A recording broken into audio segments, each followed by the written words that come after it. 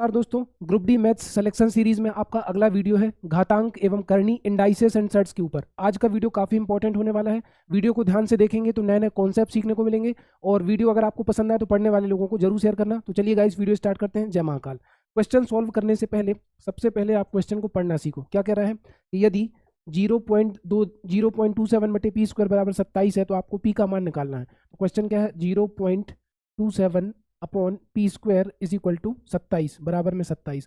तो मैं करूंगा क्या, पी स्क्वायर जाएगा ऊपर, 27 आएगा नीचे। तो मेरा सवाल क्या हो गया, 0.27 बटे 27 बराबर पी स्क्वायर, है ना।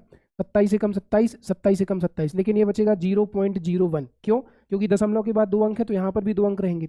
अब मेरा सवाल बचा पी स्क्वायर बराबर 0.01। जब मैं यहाँ से वर्ग हटाऊंगा, स्क्वायर हटाऊंगा, तो उस तरफ रूट या करनी लग जाएगा। तो ये बन जाएगा P is equal to under root 0.01। अब वर्गमूल के अंदर जोड़े बनेंगे तो एक का जोड़ा तो एक गुणित एक ही होगा, लेकिन इसका जो दशमलव है वो जाएगा 0.1 इंटू 0.1। क्यों? दशमलव के बाद 2 अंक थे, है ना, तो 2 अंक थे तो एक एक अंक बट गए, तो 0.1 और बाहर हमारा क्या निकला, बाहर निकला 0.1, जो कि आपको बी ऑप्शन में नजर आ रहा होगा। अगले सवाल की तरफ चलते हैं गाइस। अगला सवाल है, यदि √50 प्लस √128 बराबर √n, तो n का मान ज्ञात करो। तो क्वेश्चन आपके सामने क्या है, √50 प्लस √128 बराबर √n। तो सबसे पहले मैं क्या करूंगा, इस सवाल को सॉल्व करने के लिए मुझे n का मान निकालना है। दोनों तरफ वर्ग कर दूंगा, इधर भी वर्ग कर दूंगा और इधर भी वर्ग कर दूंगा। और आप अच्छे से जानते हैं कि a प्लस बी का वर्ग बराबर होता है, a प्लस बी का वर्ग बराबर होता है a square plus B square plus 2ab। इसको हम यहाँ पे लगा देंगे, a square plus B square plus 2ab। तो √50 का वर्ग करेंगे तो सबसे पहले देखो ध्यान से, ये हो गया √50 का वर्ग, प्लस फिर करेंगे √128 का वर्ग प्लस 2ab। 2 गुणित a कितना है हमारा √50 और b कितना है √128। बराबर में क्या चल रहा है, ये जो करनी है और ये वर्ग है ये आपस में कट गया, तो बराबर में चल रहा है मेरे भाई n चल रहा है ना। अब देखो, करनी से ये 2 कटेगा तो आ गया 50, प्लस करनी से ये वर्ग कटेगा तो आ गया 128 प्लस 2। 50 को मैं क्या लिख सकता हूँ, ध्यान देना, 50 को मैं लिख सकता हूँ 5 गुणित 5 पचम 25 दूनी 50। 128 को मैं क्या लिख सकता हूँ, 128 को लिख सकता हूँ 8 अठन्या 64, 64 दूनी 128। आपको इसको गुणनखंड में तोड़ना आना चाहिए जल्दी से, है ना। ऐसा मैंने क्यों तोड़ा, अब देखो 128 में 50 जोड़ो तो आ जाएगा 50 भी 70 और 8 78, 178 प्लस 2 गुणित यहाँ से बाहर क्या निकलेगा, 5 का जोड़ा बन गया 5, अंदर क्या बचा करनी 2 इंटू यहाँ से बाहर क्या निकला 8, अंदर क्या बचा करनी 2। तो देखो 8 पंचे 40, 40 दूनी 80 और √2 का √2 में आपस में गुणा होगा तो √2 इंटू √2 2 बनेगा। तो 8 पंचे 40 दूनी 80 दूनी 160, 160 में आप 78 जोड़ोगे तो आपका फाइनल आंसर बनेगा 160 में 78 जोड़ो तो 8 और 16 और 17 कितने होगा 33, 338 आपका आंसर आ जाएगा, है ना। यहाँ पर मैंने क्या बोला कि जब √2 का √2 में आपस में गुणा होगा तो √2 का √2 में गुणा होकर क्या बचेगा, केवल 2। चलते हैं अगले सवाल की तरफ। आई होप आपको समझ में आ रहा होगा। अब यहाँ पर क्वेश्चन बहुत ही आसान है। 196 की मैंने फैक्टर निकाले तो 196 के फैक्टर हो गए 14 गुणित 14, है ना।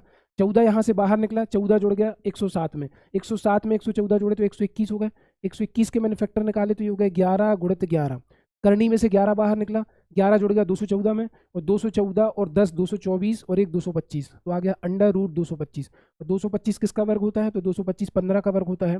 जोड़ा बन गया 15 गुणित 15, तो 15 गुणित 15 बना, तो फाइनल आंसर मेरा क्या बना 15, जो कि आपको बी ऑप्शन में नजर आ रहा होगा। अगले सवाल की तरफ चलते हैं दोस्त। जैसे क्वेश्चन क्या है, ध्यान से समझना। सवाल है 2 के ऊपर x की पावर गुणित 4 के ऊपर 12 की पावर गुणित 8 के ऊपर 3 की पावर बराबर 16 के ऊपर 11 की घात। तो हम यहाँ पर आधार समान बनाएंगे। आधार समान बनाने से मतलब क्या है, इसको मैं लिखूंगा 2 की पावर x इंटू 4 को मैं लिखूंगा 2 का वर्ग और इसके ऊपर 12 की घात, क्योंकि 2 का वर्ग कितना होता है 4। 8 को मैं क्या लिखूंगा 2 का घन और इसके ऊपर 3 की घात। तो 16 को मैं क्या लिखूंगा 2 की घात 4 और इसके ऊपर 11 की घात। यहाँ तक समझ गए आप, है ना।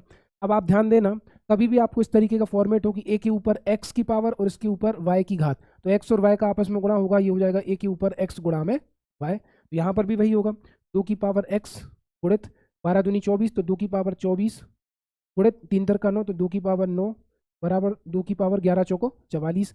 अब पूरा क्वेश्चन मेरा 2 में बदल गया। अब जब आधार समान हो तो घातें जुड़ जाती हैं, तो 2 के ऊपर क्या हो गया x प्लस 24 प्लस 9 बराबर 2 की पावर 44। मैंने क्या बोला, अगर इस तरीके का सवाल हो कि a के ऊपर x की पावर इंटू a के ऊपर y की पावर इंटू a के ऊपर z की पावर, तो ये बराबर में हो जाएगा a की घात x plus y plus z।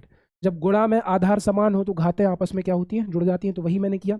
ये सवाल मेरा क्या बना, आप ध्यान से देखना। सवाल बन गया 2 के ऊपर 24 और 9 33, x धन 33 बराबर 2 के ऊपर 44। एक नियम और जान लो, अगर मान के चलो ऐसा है कि a के ऊपर x की घात बराबर a के ऊपर y की घात, जब आधार समान हो तो घातों की तुलना हो जाती है, मतलब सीधा क्या आ जाएगा, x बराबर y। मैंने यहाँ पर 3 नियम लगाए, तीनों मैंने एक्सप्लेन कर दिए। तो ये डायरेक्ट क्या हो जाएगा, घातों की तुलना x धन 33 बराबर 44, और ये जो धन का 33 है वो इस तरफ आ जाएगा, तो 44 में से 33 गया, कितना बचेगा 11। तो इस क्वेश्चन का आंसर क्या आएगा मेरे भाई, 11। अगले सवाल की तरफ चलते हैं। अगला सवाल बहुत दिमाग लगाने वाला है। सवाल क्या है, 5/8 के ऊपर -7 की पावर इंटू 8/5 -4 इंटू 1/4 -3 और पूरे पर -3 की पावर। इसको हम करेंगे क्या, ध्यान से देखना। 5/8 तो ज्यों का तो 5/8 के ऊपर -7 की पावर है, इंटू इस 8/5 को मैं उल्टा करना चाहता हूँ, तो 8/5 का उल्टा कितना हो जाएगा मेरे भाई, 8/5 का उल्टा हो जाएगा 5/8, और जब -4 किस में हो जाएगा, +4 में, इंटू 1/4 ज्यों का तो रहेगा, तो 1/4 के ऊपर -3 की पावर, और ऊपर फाइनल कितने की पावर है, -3 की पावर, है ना। तो आप ध्यान दो कि आधार समान है, घातें जुड़ेंगी, तो -7 में से 4 गया, आपका सवाल बचा 5/8 के ऊपर -3 की पावर इंटू 1/4 के ऊपर -3, और फाइनल कितना आ गया, -3, है ना। तो आप देख पा रहे होंगे आधार समान थे, घातें जुड़ गई, ऋण 7 में धन 4 जुड़ा तो ऋण का 3 आ गया। अब जब दोनों की पावर सेम है, यहाँ पर भी -3 की पावर, यहाँ पर भी -3 की पावर, तो इनका गुणा कर देंगे, 5 एकम 5, 8 चौको 32, और ये ध्यान रखना ये जो घात रहेगी वो -3 की रहेगी, घातों का गुणा नहीं होगा, ये अलग अलग थे तो दोनों को इकट्ठा कर दिया। और बाहर कितने की पावर चल रही है, -3, तो 5/32 माइनस माइनस प्लस, तो 3 का 9, तो आपका फाइनल आंसर बना 5/32 के ऊपर 3 का 9, माइनस माइनस का प्लस हो गया, फाइनल आंसर बना 5/32 के ऊपर 9 की पावर। यहाँ पर मैंने एक नियम ये लगाया कि अगर a के ऊपर x की घात है इंटू a के ऊपर y की घात है, तो जब आधार समान हो तो घातें जुड़ जाती हैं, मतलब ये हो जाएगा a के ऊपर x प्लस वाई। एक तो ये नियम लगाया। दूसरा नियम ये लगाया कि जैसे मान के चलो a के ऊपर x की पावर है इंटू b के ऊपर x की पावर है, दोनों की घातें समान है, तो a और b को साथ में लिख दो, तो क्या हो जाएगा a b के ऊपर x की पावर। ये दो नियम मैंने लगाए, उस हिसाब से ये मेरा आंसर आया 5/32 माइनस माइनस प्लस 3 का 9। और जब घात के ऊपर घात हो तो इनका गुणा हो जाता है, पावर के ऊपर पावर मल्टीप्लाई हो जाएगा। आगे बढ़ते हैं। अगला सवाल आपके सामने ये रहा, क्या है कि 7/9 क्वेश्चन है आपके सामने, 7/9 इंटू 21/5, है ना, इंटू 25, और यहाँ पर आपकी सर्वसमीका क्या लगेगी, a square minus B square, जो कि आप अच्छे से जानते हैं, we know that a square minus B square बराबर होता है a माइनस बी और a plus B, a minus B और a plus B. A square minus B square क्या होता है, a minus B a plus B. तो 65 का स्क्वायर माइनस 55 का स्क्वायर क्या होगा, 65 में से 55 गया 10, इंटू 65 और 55 होगा 120। अब पूरा सवाल गुणा में है, यहाँ पर भी गुणा रहेगा तो सब कट जाएगा। देखो 5 एकम 5, 5 25, 3 का 9, 30 आते 21, है ना, 3 से काटो तो 30 को 12, 40 आ गया, है ना। अब गुणा कर दो तो 40 पंचे 200, ये हो गया 200 गुणे 7 7 49, तो 49 का डबल करो तो 49 दूनी 98, और 2 जीरो आ गए, तो 9800 आपको ऑप्शन में नजर आ रहा होगा, कहीं पे एक जीरो, अच्छा एक जीरो और होगा ये, है ना, तो ये 98,000 होगा, मैंने एक जीरो कम लिया। देखो 40 पंचे 200, 200 गुणे 10 2000 गुणे 49 करोगे तो 98,000 इस क्वेश्चन का क्या होगा, आंसर होगा। अगले सवाल की तरफ चलते हैं। अगला सवाल आपके सामने ये रहा, यहाँ पर जो सर्व समीका लगेगी, ध्यान देना, यहाँ पर सर्व समीका जो लगी है वो ये लगी है कि a का घन माइनस बी का घन बराबर a माइनस बी और a square plus A B plus B square, है ना। ध्यान रखना, अगर a का घन माइनस बी का घन है तो पहले माइनस वाला टर्म आएगा a माइनस बी, फिर प्लस वाला टर्म आएगा, लेकिन a का घन प्लस b का घन है तो ये कितना हो जाएगा आपका a प्लस बी, और दूसरे ब्रैकेट में a square minus A B, A square minus A B plus B square, है ना।